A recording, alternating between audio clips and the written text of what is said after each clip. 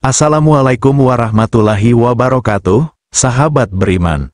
Apa yang sebenarnya terjadi di Suriah? Mengapa ribuan umat Kristen tiba-tiba memeluk Islam secara bersamaan? Apakah ini hanya kabar bohong, atau ada kisah yang lebih dalam, yang tak pernah terungkap ke dunia? Hari ini, Anda akan mendengar kisah nyata yang menggemparkan dunia, tentang cahaya yang datang di tengah kegelapan perang, dan perubahan hati yang tak terduga. Simak sampai akhir, karena kisah ini akan mengubah cara pandang Anda selamanya. Jangan lupa like dan subscribe, tuliskan sholawat di kolom komentar sebagai wujud cinta kita kepada Nabi Muhammad SAW. Selamat menyaksikan.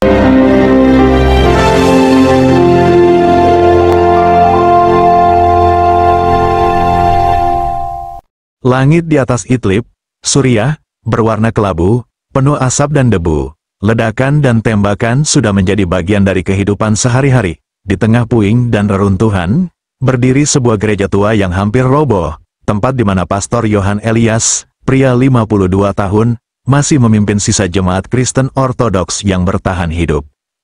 Yohan kehilangan istri dan putrinya dalam serangan udara. Sejak itu, hidupnya hanya untuk jemaat. Ia dikenal bijaksana, namun hatinya sunyi, penuh luka, dan pertanyaan tentang keadilan Tuhan yang seolah diam menyaksikan kehancuran ini. Dalam gereja remuk itu, Yohan memimpin ibadah di hadapan jemaat yang ketakutan. Saat doa selesai, terdengar ledakan keras tak jauh dari sana. Malam itu, Yohan bersujud di lantai, memegang salib kecil, menangis. Tuhan, jika kau mendengar, tolong beri aku satu tanda, apakah semua ini sia-sia?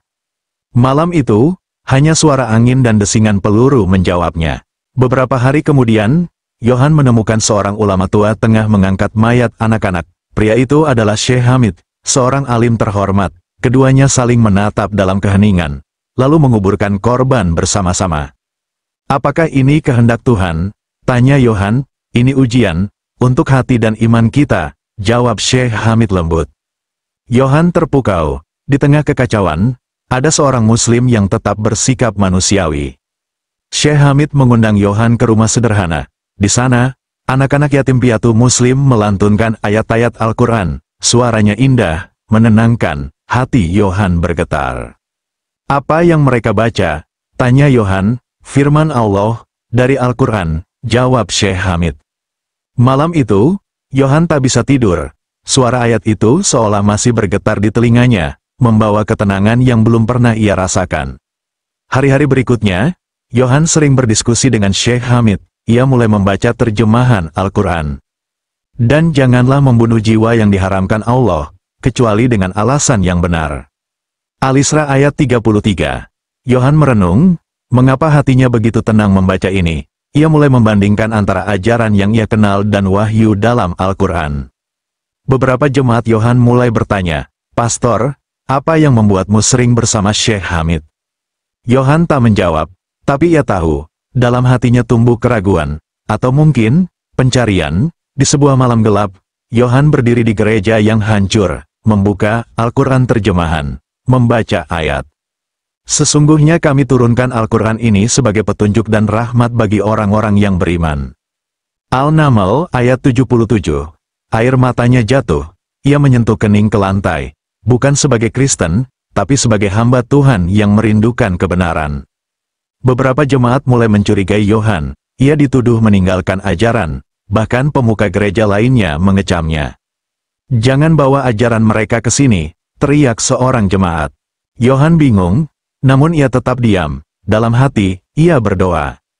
Tuhan, jika ini jalan-Mu, bimbing aku. Suatu hari, Syekh Hamid mengajak Yohan ke masjid tua yang rusak. Di sana, ia melihat sekelompok anak muda Kristen yang juga membaca terjemahan Al-Quran karena penasaran dari cerita Yohan. Di tengah keruntuhan, suara adzan berkumandang, dan Yohan menunduk dalam haru. Apakah ini panggilan Tuhan? Pikirnya, ia berdiri di antara dua dunia, masa lalu yang mulai pudar, dan kebenaran baru yang mulai terang. Hari itu, Yohan membuat keputusan besar. Ia menghadap Ka'bah dalam sujud. Dengan gemetar, ia mengucapkan, Asyhadu alla ilaha illallah, wa asyhadu anna Muhammadur Rasulullah. Air mata membasahi wajahnya. Sejak itu, ia menjadi Hamid Elias. Tak lama, Ratusan jemaat yang melihat ketulusan Yohan, mulai merasakan hal yang sama, dan sejarah baru pun dimulai. Berita menyebar cepat, ratusan, lalu ribuan umat Kristen di Idlib mulai belajar Islam. Masjid tua yang sepi kini ramai, suara takbir terdengar di desa, media internasional gempar, ribuan Kristen masuk Islam di Suriah. Namun, ujian belum berakhir.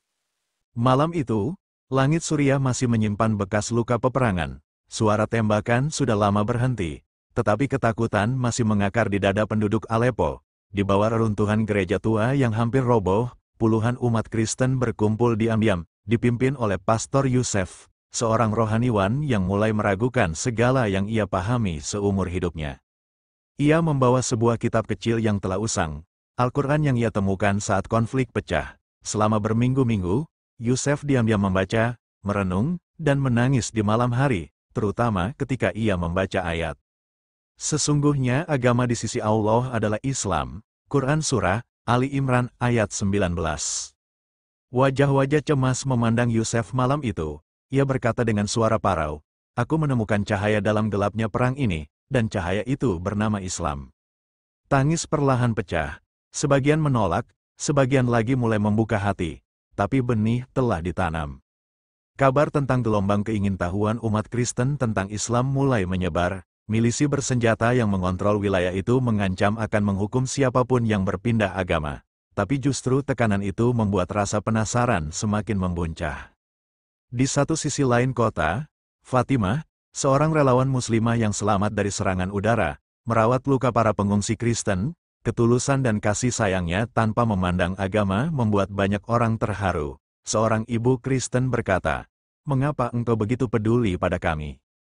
Fatimah menjawab sambil tersenyum, "Karena Nabi kami bersabda, kasihilah makhluk yang ada di bumi, maka yang di langit akan mengasihimu." Mata wanita itu berkaca, hati yang keras mulai retak. Pagi itu di bawah sinar mentari yang malu-malu, Yusef berjalan mendekati Imam Khalid, pemimpin masjid kecil yang masih berdiri. Wajah Yusef pucat, tangannya gemetar, tetapi langkahnya tegap. Ia berkata, "Tunjukkan aku jalan berserah kepada Tuhan yang Esa."